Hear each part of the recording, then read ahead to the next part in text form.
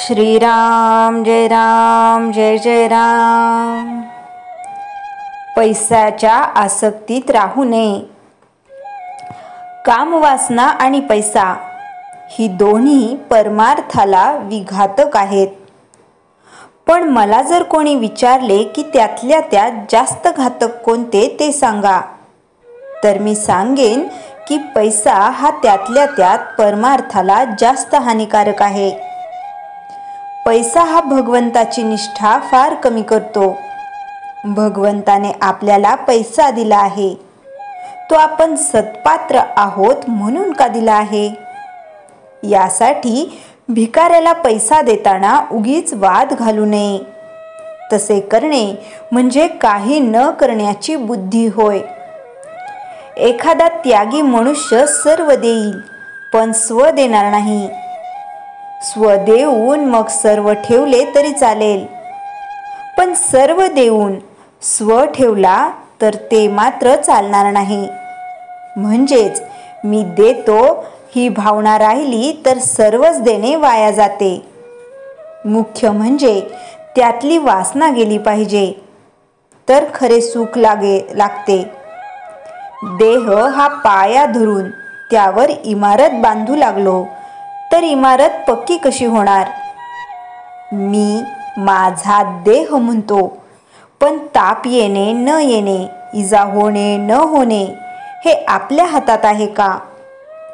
मी माझे रक्षण करीन असे म्हणतो, पण वाटेत ठेच लागून पडल्यावर लोकांनी मला घरी आणावे लागते। म्हणजे जीवित किती परस्वाधीन आहे। देहाने कितीही कार्य केले तरी ते कळसाला नाही पोहोचणार। अभिमानाने केलेले कार्य कसे कळसाला पोहोचणार?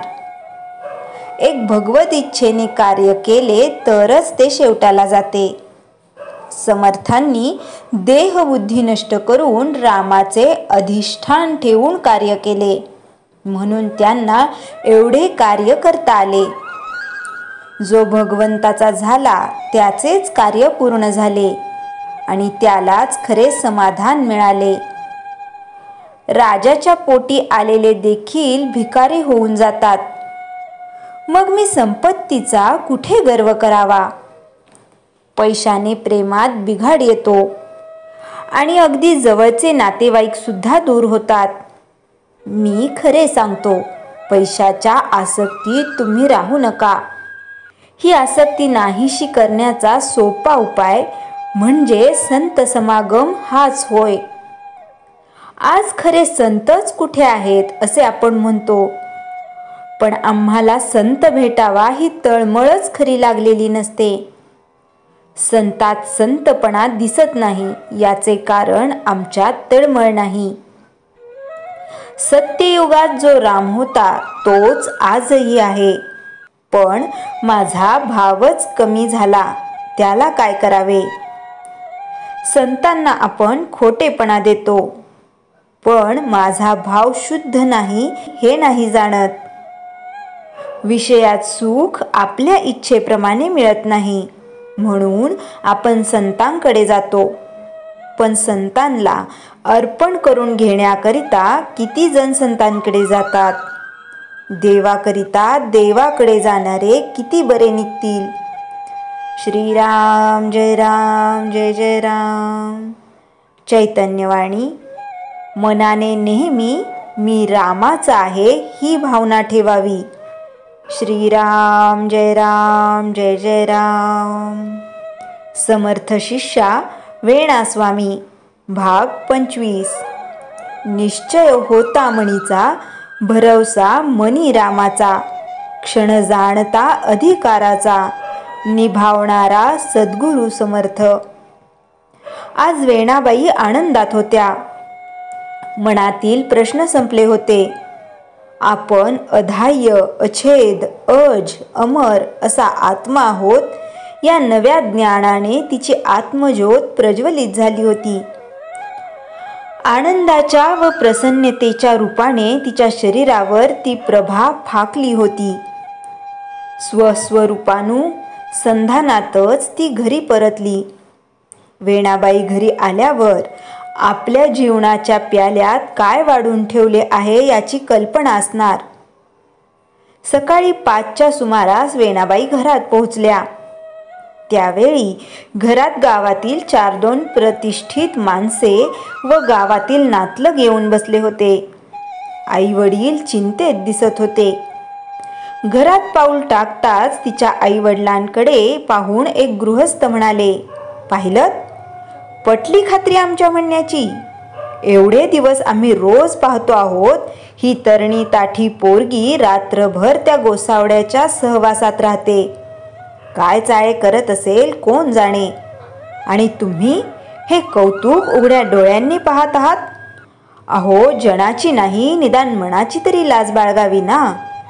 तुम्ही तिला विचारता का आम्ही जाब विचारू?"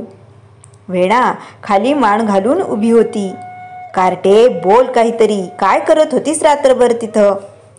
वेणाबाई शांत होत्या. दातखिळी बसली की काय तुझी? का त्या गोसाव्यानं मौन व्रत घ्यायला सांगितलं आहे? नम्र शब्दात वेणाबाई म्हणाल्या, "संत मीराबाई यांची निष्ठा यावर चर्चा करत होतो. मग त्या मीराबाईनं विष प्राशन केलं होतं. म्हणे तू पण करणार प्राशन. नुसतं लांबलचक गप्पा मारणं सोपं. मी काही पाप केलं नाही. जे सत्य तेच बोलले. माझ्याबरोबर अन्य रामदासी सेवेकरी सुद्धा होते. असणारच. उंदराला मांजर साक्ष, दुसरं काय. बर, तू म्हणतेस मीराबाईंवर चर्चा करत होतीस, तर तिच्यासारखं वाग. खरं अगदी तसंच कर बरं. त्या मीराबाईनं ते विष पचवलं म्हणतात. मग तू पण विष प्राशन कर आणि पचव. म्हणजे तुझी सुद्धा योग्यता सिद्ध होईल."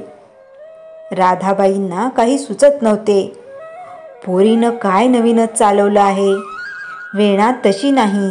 आत्या दाराजवळ उभ्या राहून बोलत होत्या, पण त्यांचं कोणी ऐकत नव्हतं. एक नातेवाईक लगोलग विष आणण्यासाठी गेला. कारण वेणीची फजिती पाहण्यातच त्यांना आनंद होता. वेणानी आईबाबांकडे पाहिले. दोघांच्या डोळ्यात पाणी होतं.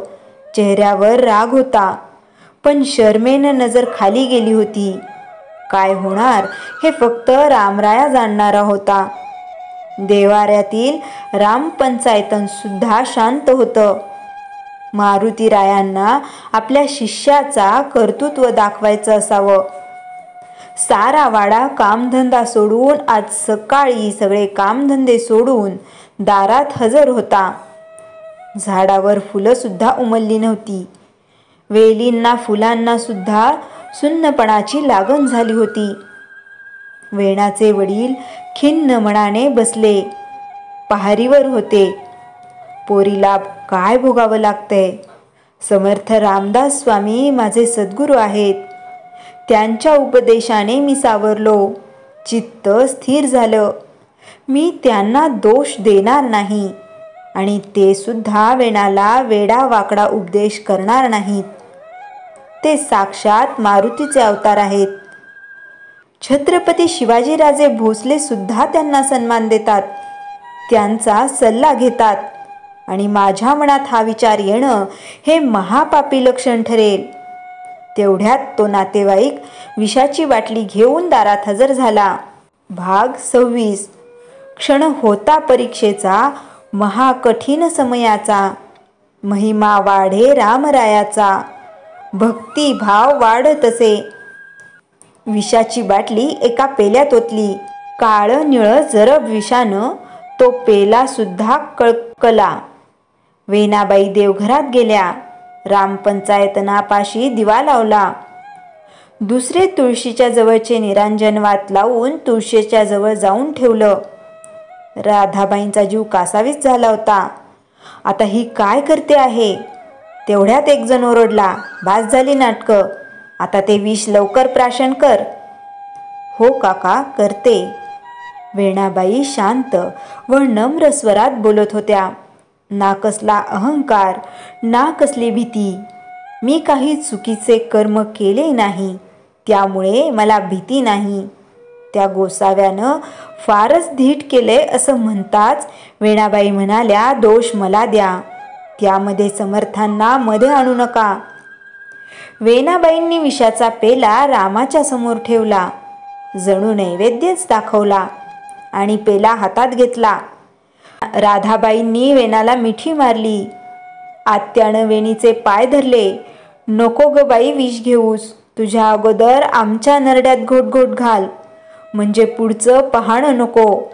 वेणांनी दोघींना अलगद बाजूला केलं. आई, आत्या, मी काही पाप केलं नाही, त्यामुळे माझे रक्षण रामराया करणारच. तिथूनच साऱ्यांना नमस्कार केला. म्हणता म्हणता सारी आळी गोळा झाली. वेणाबाई म्हणाल्या, हे रामराया, तू अंतर्यामीच जाणणारा सर्व साक्षी आहेस. मी जर काया वाचा मनानं शुद्ध असेन तर तुझ्या प्रसादाच्या प्राशनानं मी चिरंजीवी होईन. तुझ्या माझ्यातील अंतराय दूर होईल. कुणाकडेही न पाहता तो जालिम विषाचा पेला आपल्या ओठाला लावला. बघता बघता विष घशातून पोटात गेले. हळूहळू अंगभर पसरले. गोरा गोमटा चेहरा काळा निळा पडला. डोळ्यासमोर अंधारी आली. हातपाय थरथरू लागले. बघता बघता सगळे अंग काळे निळे झाले. वेणाबाईंच्या ओठावर शब्द आले, धावे सत्वरी गुरुराया, मरते वेणू ही वाया. अल्प ही सेवा नची घडली, नरतून नौका मम बुडाली. उठले वादळ निंदेचे, कोणी न उरले मायेचे. धावे सत्वरी गुरुराया, मरते वेणू ही वाया. ओठांवर शब्द अडखळू लागले आणि वेणाबाई जमिनीवर कोसळल्या. कोणत्याही प्रकारची वेदना चेहऱ्यावर दिसत नव्हती. ओठावर शब्द होते, रामा तुझी वेणी मरायला किरे लागली, तिचा जन्म वाया चालला. रक्षिली कैसी मीराबाई, रामा मरते वेणाई. नामे विषबाधा जाई, म्हणूनी नीलकंठ धाई. भीत मी नाही मरणाला, अंतरेल श्रीचरणाला. तृप्तीन सेवेची झाली, दयाळा वेणू व्यर्थ गेली. वेणाबाईंचा आवाज क्षीण झाला. हालचाल मंदावली. रामनामाच्या उच्चाराने ओठ फक्त हलत होते. काळ रात्र संपली होती. सूर्योदय होण्याची घटिका आली आणि शांत गंभीर वातावरण. जय जय रघुवीर समर्थ शब्दाने बदलून गेले. सदा चक्रवासी मार्तंड जैसा, उडी घालितो संकटी स्वामी तैसा. हरिभक्तीचा घाव घाली निशानी, नुपेक्षी कदा रामदासाभिमानी. जय जय रघुवीर समर्थ असे म्हणत समर्थांनी सूर्यबिंबासारख्या वाड्यात प्रवेश केला. श्रीराम जय राम जय जय राम. जयाच्या जनी जन्मनामार्थ झाला, जयाने सदा वासनामात केला. जयाच्या मुखी सर्वदा नाम कीर्ती, नमस्कार तया ब्रह्मचैतन्य मूर्ती. श्रीराम जय राम जय जय राम. जानकी जीवन स्मरण जय जय राम.